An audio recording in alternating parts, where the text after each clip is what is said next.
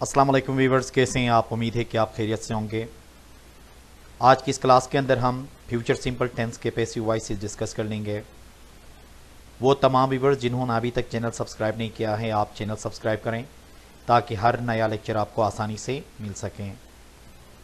तो आइए शुरू करते हैं। फ्यूचर सिंपल टेंस के पैसिव वॉइसेस कैसे बनते हैं, इसके फार्मूले क्या हैं, इसमें क्या क्या इंग्रेडिएंट्स इस्तेमाल होते हैं, वो हम डिस्कस कर लेते हैं।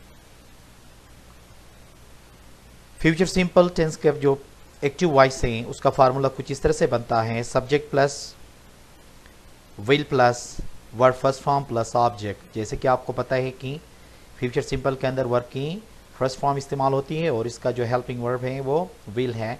पहले शैल भी इस्तेमाल हुआ करता था, लेकिन आजकल विल उसकी जगह में इस्तेमाल होता है और हर सब्जेक्ट के साथ हम विल इस्तेमाल कर लेंगे। जैसे कि आई विल टीच इंग्लिश, मैं अंग्रेजी पढ़ाऊंगा।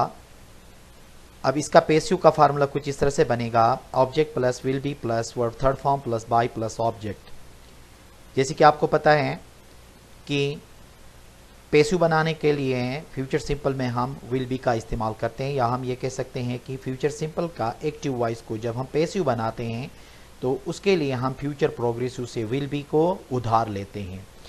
बाकी वर्ब की थर्ड फॉर्म लगती है और लास्ट वाला जो बाय है वो सब्जेक्ट जो एक्टिव वॉइस का था वो ऑब्जेक्ट बन के आता है। जैसे कि English will be taught by me, English मुझसे पढ़ाया जाता है। ठीक है।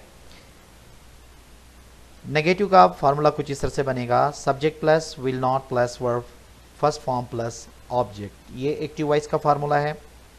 जैसे कि I will not teach English. अब पैसिव का फार्मूला देखें। Object plus will not plus be plus verb third form plus by plus object. अब नेगेटिव बनाते वक्त हम नॉट का जो इजाफा कर लेंगे वो विल और बी के दरमियान में कर लेंगे। विल बी नॉट हम कभी भी नहीं करेंगे, बल्कि क्या करेंगे, विल नॉट बी कर लेंगे। जैसे कि English will not be taught by me. ये हो गए नेगेटिव के पैसिव वॉइसेस। इंट्रोगेटिव के पैसिव वॉइस के लिए एक्टिव का फार्मूला है। देखें, विल शुरू में आएगा plus subject plus verb first form plus object. जैसे कि will I teach English. Passive voice का फार्मूला है will plus subject object plus be plus verb third form plus by plus object. जैसे कि will English be taught by me. Negative interrogative का formula है active voice का will plus subject plus not plus verb first form plus object. Will I not teach English. Passive का formula है will plus object plus not plus be plus verb third form plus by plus object. जैसे कि will English not be taught by me. ये हो गया negative interrogative का passive voice. WH question के लिए जो एक्टिव का फार्मूला होगा फ्यूचर सिंपल का WH plus will plus subject plus verb first form plus object. Why will I teach English?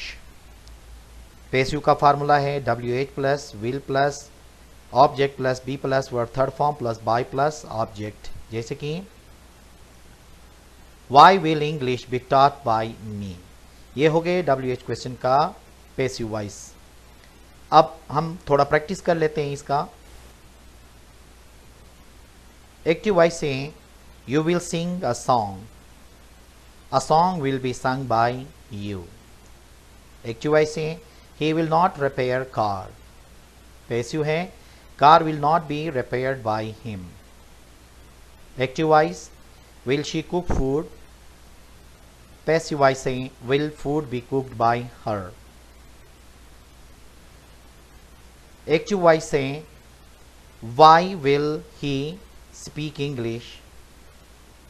Passive voice से Why will English be spoken by him। तो ये हो गए पैसिव वॉइसेस फ्यूचर सिंपल के। तो हमने क्या पढ़ा इसके अंदर, फ्यूचर सिंपल को जब हम जब कभी भी पैसिव वॉइस बनाते हैं तो हम इसमें विल बी का इजाफा करते हैं हेल्पिंग वर्ब के तौर पे, फिर वर्ब की थर्ड फॉर्म, फिर जो एक्टिव वॉइस का सब्जेक्ट है उसको ऑब्जेक्ट बना के लास्ट में लिख लेते हैं, और जो एक्टिव वॉइस का ऑब्जेक्ट है वो पैसिव वॉइस में शुरू में हम लिख लेते हैं। तो उम्मीद है कि आज का लेक्चर आपको समझ में आया होगा। Thank you very much.